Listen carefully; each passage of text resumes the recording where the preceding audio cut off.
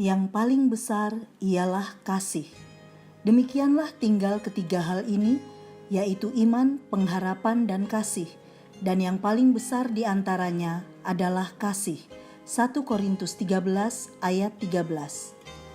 Sahabat Iktus yang dikasihi Tuhan, dalam kehidupan Kristen, kasih bukan sekedar identitas atau ciri kekristenan, tetapi jiwa dan jati diri Kristen. Itu berarti seorang Kristen secara mutlak haruslah memiliki kasih dalam hidupnya. Tentu saja hal ini terjadi karena Yesus Kristus yang adalah kasih telah menempati ruang hatinya.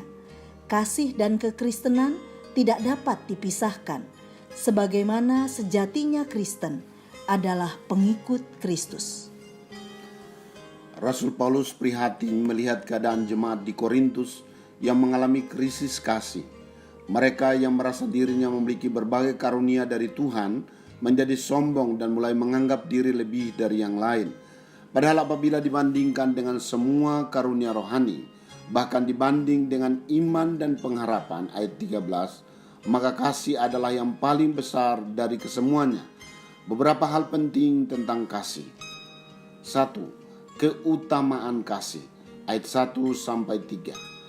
Karunia berkata-kata, bernubuat, memiliki pengetahuan dan iman yang sempurna dikejar banyak orang karena dianggap sebagai karunia yang paling utama.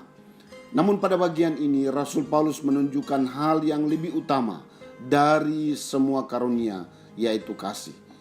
Frase "tetapi jika aku tidak mempunyai kasih" diulangi sebanyak 3 kali, menunjukkan keutamaan kasih, bahwa tanpa kasih kesemuanya tidak berguna. Ayat 3 mengangkat karunia-karunia yang nampak sebagai sebuah pengorbanan, yaitu membagi-bagikan segala sesuatu, bahkan menyerahkan tubuh untuk dibakar. Namun tanpa kasih tidak ada faedahnya.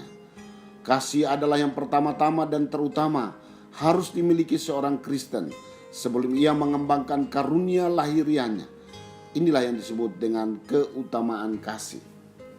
2. Karakteristik kasih ayat 4 sampai ayat 7. Kasih sebagai ukuran kualitas karakter yang membedakan antara manusia sebagai warga kerajaan sorga dengan manusia dunia. Kasih terwujud dalam beberapa sifat yang mencerminkan karakter Kristus sendiri. Sabar, murah hati, tidak cemburu, tidak memegahkan diri dan tidak sombong. Ia tidak melakukan hal yang tidak sopan. Ia tidak mencari keuntungan bagi diri sendiri. Ia tidak pemarah dan tidak menyimpan kesalahan orang lain. Kasih tidak bersukacita karena ketidakadilan, tetapi bersukacita karena kebenaran. Ia menutupi segala sesuatu, percaya segala sesuatu, mengharapkan segala sesuatu, sabar menanggung segala sesuatu. Kasih adalah dasar praksis kekristenan. Karena itu, marilah kita sebagai pengikut Kristus terus mengingat pernyataan ini. Anak-anakku, marilah kita mengasihi bukan dengan perkataan atau dengan lidah, tetapi dengan perbuatan dan dalam kebenaran. 1 Yohanes 3 ayat 18. 3. Kesempurnaan kasih ayat 8 sampai ayat 13. Kasih tidak berkesudahan, menunjukkan nilai kekekalan kasih. Bila dibanding dengan karunia-karunia yang bersifat sementara, bahasa roh akan berhenti dan pengetahuan akan lenyap, tetapi kasih tetap ada selama-lamanya. Kasih berbeda dengan karunia-karunia lahiriah, karena ketika yang sempurna itu tiba, ia tidak akan berakhir. Kasih melampaui temporalitas dan memiliki sifat eskatologis. Nada eskatologis diperkuat oleh ayat 13 yang merupakan kesimpulan dari pasal 13. Kasih adalah yang paling besar dari iman dan pengharapan. Karena ketika Kristus datang kali yang kedua, iman dan pengharapan akan berakhir. Iman akan mencapai kepenuhannya dan pengharapan akan mendapatkan penggenapannya. Di dalam kekekalan, kasih akan terus bertahan sebagai karakter dari relasi Allah dan umatnya. Sahabat Iktus, banyak orang Kristen yang berlomba-lomba untuk memperoleh karunia-karunia yang utama.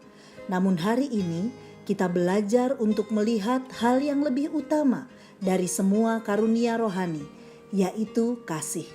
Karunia rohani dapat ditiru, namun tidak demikian dengan kasih. Ini adalah karakteristik yang nampak hanya bila kita memiliki relasi yang baik dengan Kristus. Saya harus tetap memiliki relasi yang intim dengan Kristus, sumber kasih. Karena semakin saya jauh dari Kristus, maka kasih yang ada dalam diri saya pun menjadi semakin hambar. Tetapi sebaliknya, jika saya dekat dengan Kristus, maka karakternya akan terwujud dalam sikap hidup saya setiap hari. Saya menyadari bahwa kasih bukan sekedar perkataan, tetapi tindakan yang nyata dalam proses menuju sempurna hingga kedatangannya. Sahabat Iktus yang dikasihi Tuhan, mana yang lebih utama bagi saya, karunia-karunia rohani ataukah kasih? Apa saja karakteristik kasih yang terwujud dalam hidup saya? Karakteristik kasih seperti apa yang masih perlu dibenahi dalam hidup saya menuju sempurna untuk menjadi serupa Kristus? Tuhan Yesus, saya bersyukur karena Engkaulah yang mengerjakan kasih dalam hati saya, sehingga saya dapat berbagi kasih kepada orang lain. Ampuni saya, karena seringkali hanya berpikir tentang diri saya sendiri dan hanya mengejar sesuatu yang membuat saya menerima pengakuan yang lebih dari orang lain. Saat ini saya memahami bahwa Engkau menginginkan saya untuk menjadi agen kasih-Mu dimanapun saya berada. Saya rindu agar orang lain dapat mengenal kasih-Mu. Amin. Kasih bukan sekedar kata-kata. Kasih adalah tindakan nyata.